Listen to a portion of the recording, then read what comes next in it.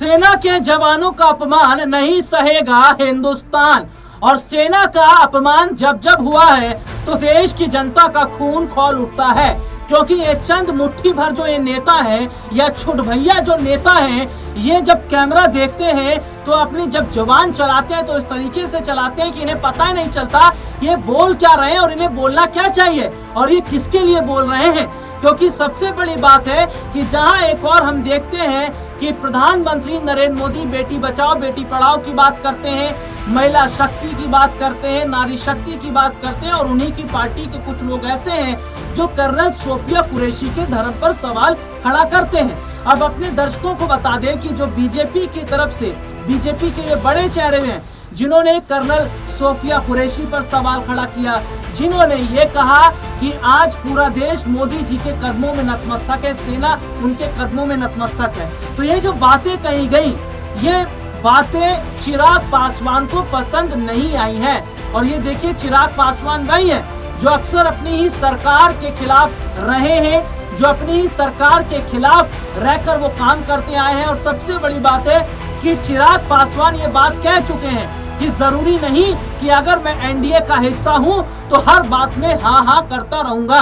क्योंकि हम क्या देखते हैं कि चिराग पासवान ने बिहार में कई मुद्दों को उठाया, मैं थोड़ा आगे चर्चा चिराग पासवान का जरूर करूंगा, लेकिन एक स्टेटमेंट चिराग पासवान का आया। चिराग पासवान का स्टेटमेंट क्या था, जरा उसको सुनिएगा। दरअसल सेना के जवानों का अपमान नहीं सहेगा हिंदुस्तान। हाल ही में एक कार्यक्रम में चिराग पासवान पहुंचे थे और चिराग पासवान से एक सवाल किया गया कि बीजेपी के कुछ बड़े चेहरे हैं जिन्होंने इस तरीके का स्टेटमेंट दिया है, देश को लेकर दिया है, कर्नल सोफिया कुरैशी को लेकर दिया है, जिसके बाद चिराग पासवान भड़क गए। उन्होंने कहा देश से समझौता नहीं, ये राजनीति का वक्त नहीं, हम राजनीति इन मुद्दों पर नहीं करते। उन्होंने कहा अगर ये मेरी पार्टी के होते तो मैं इन्हें धक्के देकर बाहर निकाल देता, क्योंकि हम ना अपने सेना के जवानों का अपमान सहेंगे, ना उन पर किसी तरीके का कटाक्ष सहेंगे और ना देश के प्रति इस तरीके की बातें हम सुनेंगे। चिराग पासवान ने ये बड़ी बात कही है, वो भी कब, जब इस साल बिहार में विधानसभा चुनाव होने वाले, इस साल के अंत में बिहार विधानसभा चुनाव होने वाले। और हम क्या देख रहे हैं, अब मैं थोड़ा सा चर्चा ये करना चाहूंगा कि जो चिराग पासवान है वो किस तरीके से अपनी सरकार के खिलाफ हमलावर रहे हैं। देखिए बीपीएससी का मामला, अगर आप लोगों को याद होगा कि बिहार में बीपीएससी का मुद्दा काफी ज्यादा चला और इस बीपीएससी मुद्दे को दबाने के लिए बीपीएससी जो छात्र थे लाठीचार्ज उन पर किया गया, जिस पर चिराग पासवान भड़क गए। उन्होंने कहा कि ये नीतीश सरकार का रवैया ठीक नहीं है। उन्होंने कहा कि जो बीपीएससी पूरा मामला है, जो पेपर लीक का मामला था, इसमें दोबारा परीक्षा होनी चाहिए। और उन्होंने ये तक कहा कि इस तरीके से जो चीजें लापरवाही है कि वो बर्दाश्त नहीं की जाएगी। ये रिपोर्ट आपने देखी जिसमें हमने अपने दर्शकों को विस्तार से दिखाया। और प्रधानमंत्री नरेंद्र मोदी के हनुमान चिराग पासवान की अगर हम बात करते हैं तो वाकई जिगरा तो है, वाकई उनके अंदर जज्बा तो है। क्योंकि एक छोटी सी चीज को यहाँ पर आप समझिएगा कि बीजेपी का कोई भी लीडर ये नहीं कह पाया कि जो विजय शाह ने बयान दिया, जो बयान जगदीश देवड़ा ने दिया, इनके खिलाफ एक्शन होना चाहिए, इन्हें पार्टी से बाहर निकाला जाना चाहिए। लेकिन एनडीए का हिस्सा जो चिराग पासवान है, उन्होंने खोलकर कहा कि ऐसे लोगों को पार्टी में मत रखो, ऐसे लोगों को बाहर निकालो और इनके खिलाफ देशद्रोह का मुकदमा चलाओ। तो ये जो बड़ी बात चिराग कह रहे हैं, ऐसी बातें ये बताता है कि चिराग पासवान कॉम्प्रोमाइज नहीं करते। अगर देश का मामला हो या जनता से जुड़ा मामला हो, बच्चों से जुड़ा मामला हो, पेपर लीक का मामला हो, तो चिराग पासवान हमेशा से इन मुद्दों पर मुखरता से बोलते आए हैं। हमेशा से चिराग पासवान ने अपने सरकार की जो गलत नीतियां हैं उन पर सवाल खड़े किए हैं। तो जरा मैं अपने दर्शकों को दिखा देता हूं कि क्या बयान दिया था। जी हाँ, क्या बयान दिया था जो है विजय शाह ने। और इसके अलावा मैं अपने दर्शकों को दिखाऊं कि एमपी के जो उप मुख्यमंत्री जगदीश देवड़ा, उनका क्या स्टेटमेंट था। और ये जरा मैं अपने दर्शकों को दिखाता हूं, ये रिपोर्ट आप देखें। जिन्होंने हमारी बेटियों के सिंदूर उजाड़े थे, वही कटे पिटे लोगों को हमने उन्हीं की बहन भेज करके उनकी ऐसी की कैसी करवाई। एक बार मोदी जी के लिए जोरदार ताली बजाएं। उन्होंने कपड़ा उतार के हमारे हिंदुओं को मारा और मोदी जी ने उनकी बहन को उनकी ऐसी की तैसी करने हमारे जहाज से उनके घर। अब मोदी जी कपड़े तो उतार नहीं सकते थे, इसलिए उनके समाज की बहन को भेजा कि तुमने हमारी बहनों को अगर विधवा किया है तो तुम्हारे समाज की बहन आके तुम्हें नहीं करके छोड़ेगी।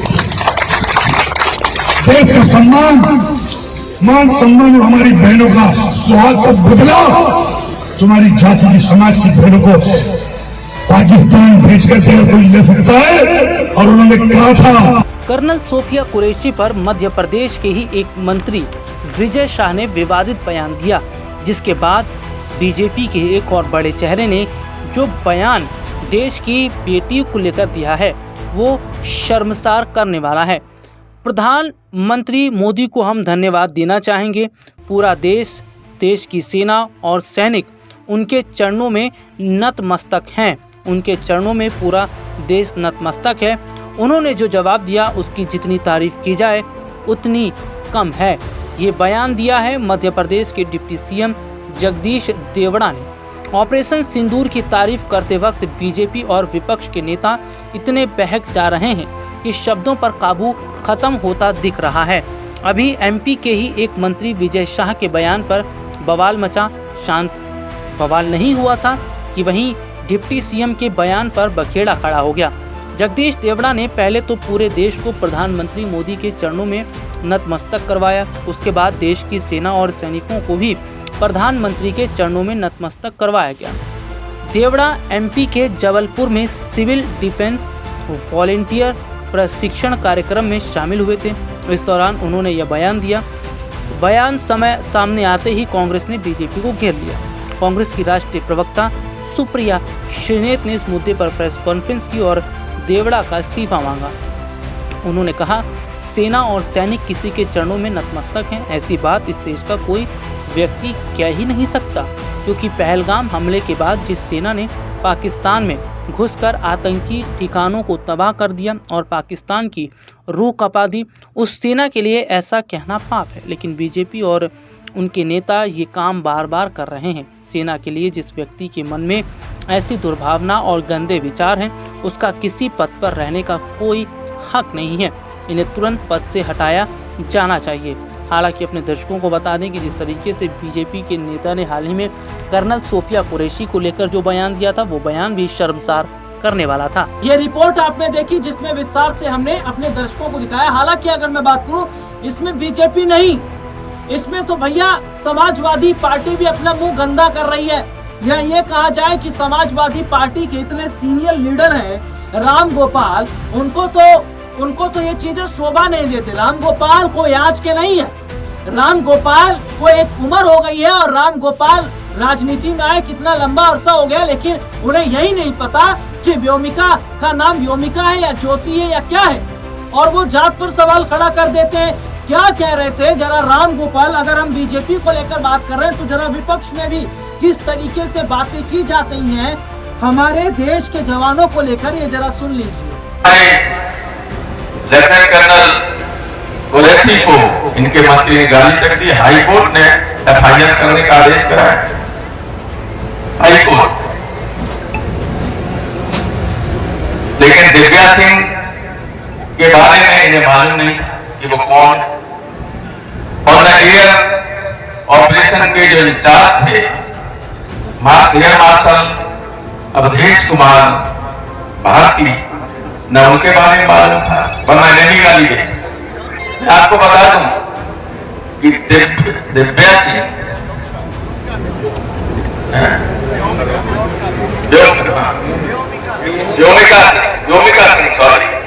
व्योमिका सिंह हरियाणा की जाकर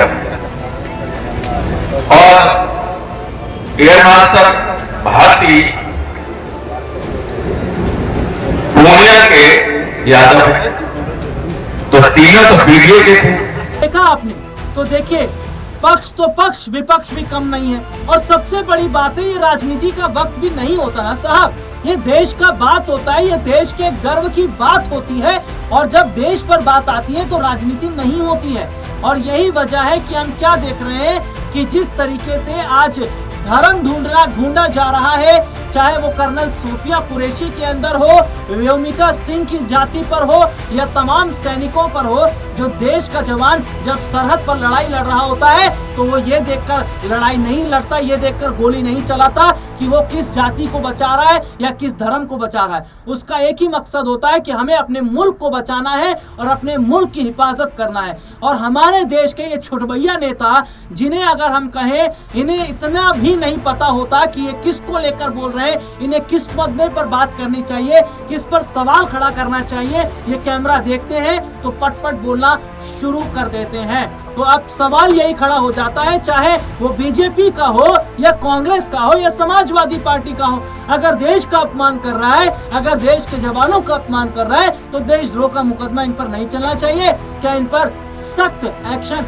नहीं लिया जाना चाहिए? और क्या चिराग पासवान ने सही कहा है कि ऐसे लोगों को पार्टी से धक्के देकर बाहर निकाला जाना चाहिए? और सबसे बड़ी बात, मैं ये बात बता चुका हूं कि बिहार में इस साल विधानसभा चुनाव होने वाले हैं और चुनाव से पहले चिराग का ये बयान क्या ये बताता है कि चिराग ने बीजेपी के खिलाफ बगावत कर दी है? क्या वो एनडीए का हिस्सा आने वाले वक्त में नहीं रहेंगे?